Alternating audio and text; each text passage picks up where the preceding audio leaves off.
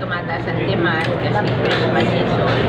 But dapat yung DTI, yung price control team nila, mag-inspection na para within the suggested retail price. Kasi may tendency kasi yung mga nagtitinda, pag malaki ang demand, sinasamantala nila, tinataasan nila yung price. So, dapat active sila pag ganitong Christmas season. Yes.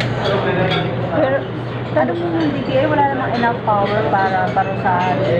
Mag-report ka na report sa media na mataas to, at least nakokontrol sila. At saka they are allowed yung suggested